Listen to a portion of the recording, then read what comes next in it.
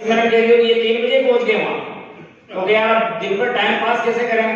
तो ये राष्ट्रीय कवियों ने दिमाग लगाया, इन्होंने कहा कि एक काम करें गिरिजेश जी, आज रात करी सुने तो रात को 9 बजे होगा, अपन ऐसा करते हैं 3 से 6 क्यों ना ताकि जो जाके पिक्चर देख लें।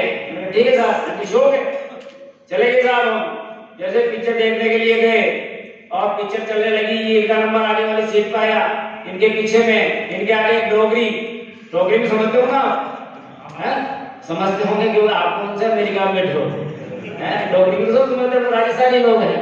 एक डोगरी आगे बैठी साहब, वो बार-बार पेप्सी की बोतल उठाए मुंह के लगावे नीचे रख दे। इन्होंने कहा यार गिरिजेश जी डोगरी का दिमाग खराब करते हैं, यार बार-बार पेप्सी की बोतल उठाए मुंह के लगाए नीचे रख दे। मैंने कहा साहब आप तो राष्ट्रीय कवि हो, अपना दिमाग लगाओ। इन्होंने कहा इसको तब भी देखता हूं मैं।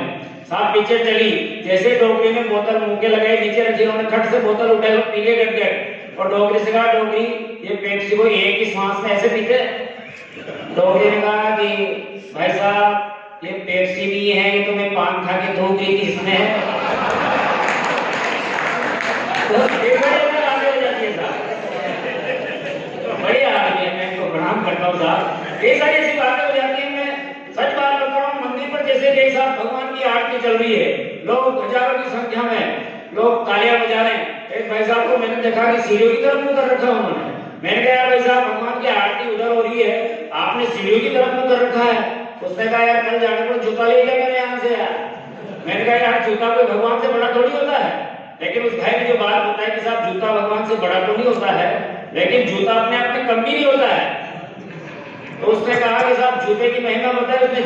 उसने जो बात बताई, मैंने कविता लिखने का प्रयास किया कि वहारे जूते बनाने वाले तेरे कर्म निराले, पैरों का ख्याल रखता है, कांटों से रक्षा करता है। आम जिंदगी या फौज में हो, लगड़ा लूला भी जब मौज में हो, तो हाथों में पहन के ही सरकता है, और बिना जूते के तो पट्टा वो भी फूंक फूंक के पैर रखता है।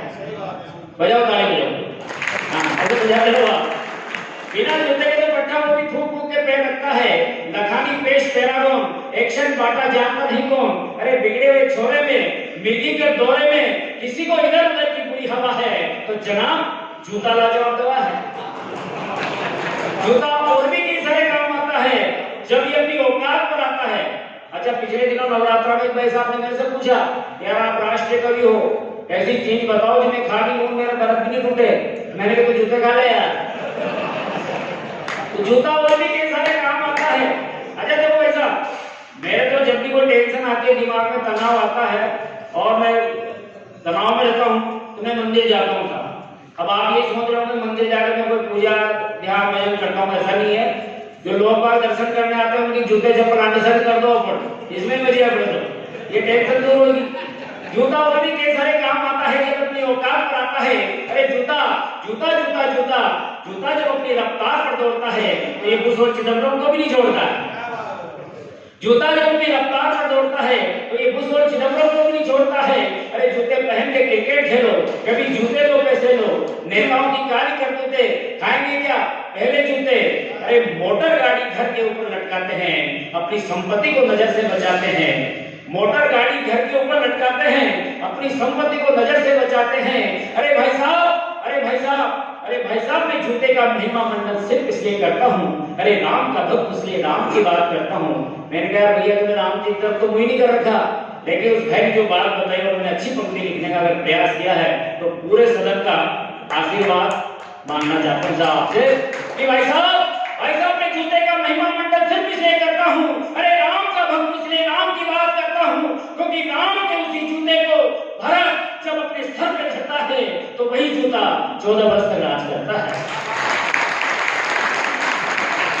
भाई साहब मैं जूते का महिमा मंडन सिर्फ इसलिए करता हूँ, अरे राम का भक्त इसलिए राम की बात करता हूँ, क्योंकि राम के उसी जूते को भरत जब अपने सर पे धरता है तो वही जूता 14 वर्ष तक राज करता है। और जूते के राज के बाद ही राम राज करना निश्चित है, खुशी से होली और दिवाली मनाना निश्चित है। मैंने कहा कैसे, कुछ भाई ने कुछ समस्याएं बताई साहब देश की।